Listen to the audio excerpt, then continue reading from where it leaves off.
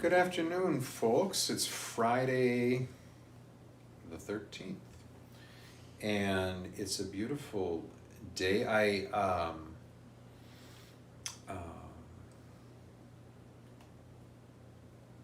in my reflections for this weekend and for these days, as you know, these are normally called the dog days of August because of the heat, and that probably is true, of much of the country, of course. It's true of lots of places in the world with climate change and all that. Here it's a beautiful, fresh kind of fall day. But the dog days, the term, as you may or may not know, this has nothing to do with Jesus or God, but but it's so called the dog days because of the rise of the dog star, the star named Sirius, a particularly bright star, which in the ancient world was thought to in fact emit heat, and so that was responsible for, combined with the heat of the sun, of course, the heat of Sirius. The star was thought to be responsible for these so-called dog days. I share that only because I came to be aware of that. I never knew I was called the dog days. I thought it was just because dogs like the heat or something. And also because there was a saying in Italy, in Rome, that in August the only thing moving are cani and Americani. So that's cani dogs, Americani, all of the American tourists, because Rome generally shuts down. Certainly this week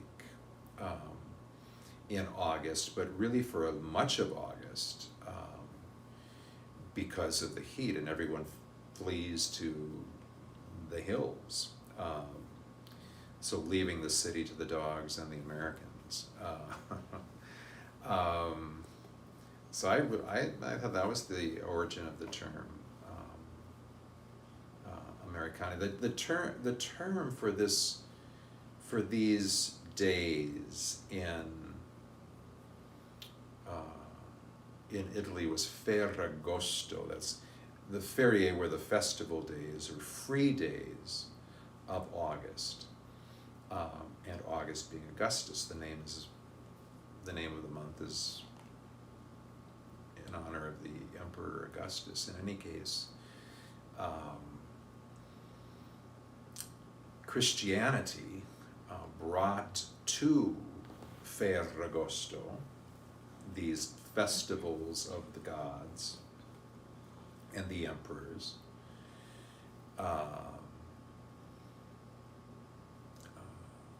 the celebration of the saints, and chief of them, among them, was Mary. This Sunday we celebrate the Feast of the Assumption of Mary.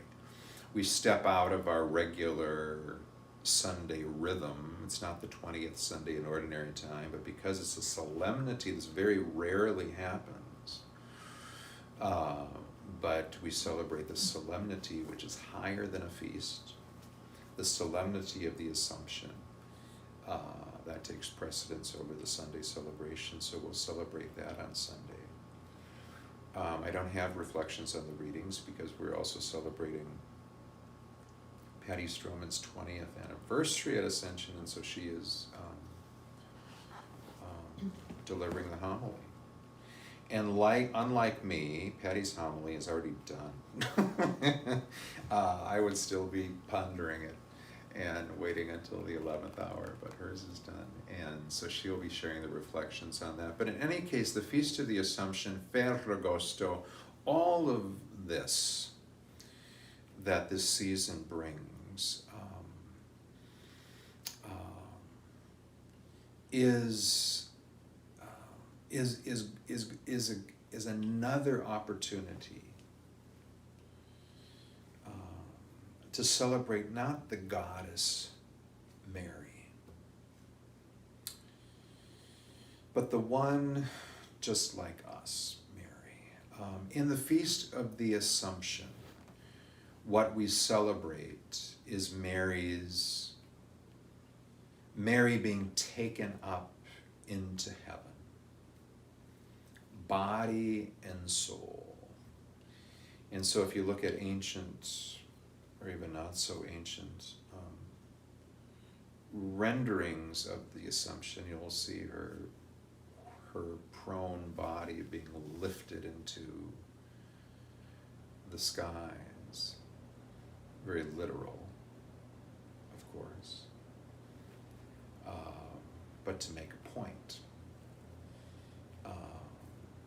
that it really isn't only our soul or our spiritual parts that get assumed into God, but our very flesh, all of us, everything belongs to God, is taken into God. And so, I think there's always the danger, of course,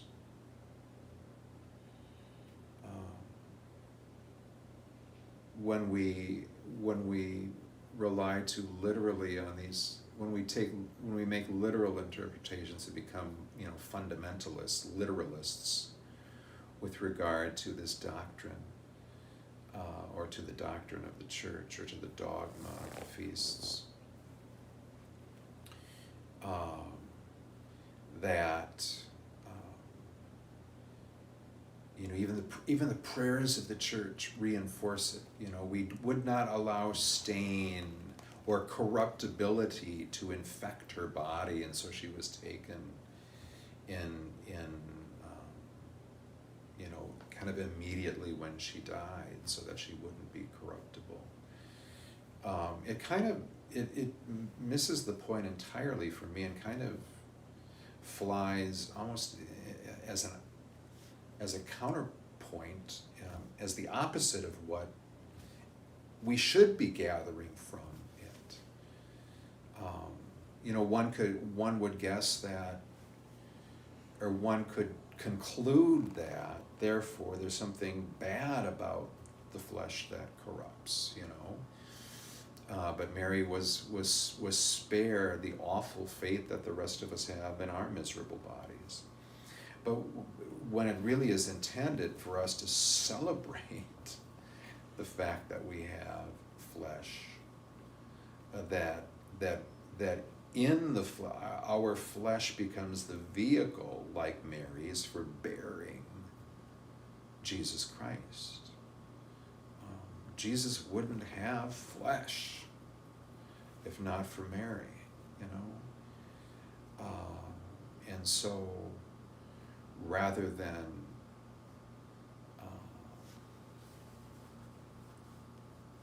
denying our corporal selves, it really affirms them.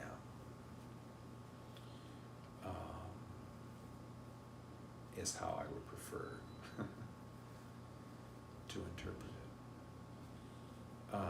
I've spoken here about Mary and things about Mary, and so won't go on at length today, but just, as a,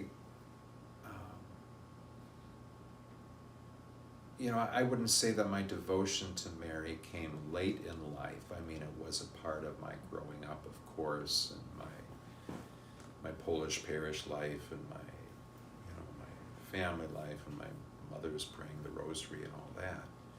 But I didn't really have a relationship with Mary until, I was a grown-up. And I think for anyone, I think it's one of the treasures of our Catholicism, that we are encouraged to have a relationship with Mary. Again, a fundamentalist would say you worship Mary and she becomes a god, and we don't. Again, that misses the point. I think if we do worship Mary, then we miss the point. She's not a goddess, she's one like us. She's one of us. She's one of us. A relationship with her. In my relationship with Mary, she brings me with her to Jesus. I think I shared with you that on my 30-day retreat, my director encouraged me, well, if you're intimidated to talk to Jesus, to be frank with Jesus, to be personal with Jesus, to just, empty yourself to Jesus. If you're somehow intimidated by him, or you feel there's a barrier there somehow, talk to Mary. Have her bring you to Jesus. Have her introduce you to Jesus. Ask her about Jesus. Is he having a good day? Is he having a bad day? Is this a good time to talk with him? Will you take me, can we go together? And she can facilitate that. And so it's that relationship, and since I've especially here at Ascension, with those in our community who have a particular relationship with Our Lady of Guadalupe, that gorgeous presentation of Mary. This in all that Our Lady of Guadalupe was, and her brown skin and her speaking the Indian language, the tongue, of her relationship with Juan Diego, the peasant, and all of that has only brought me much, much closer to her. But in any case, let this feast be another opportunity for you to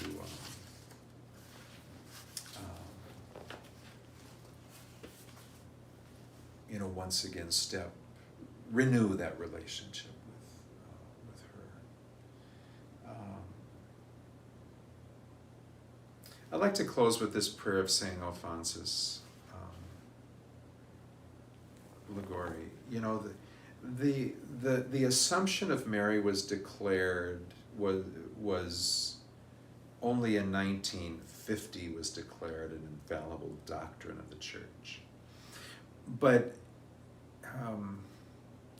it had been observed by Christians since the 2nd century. Christians believed it for centuries before we did anything like declare it a doctrine.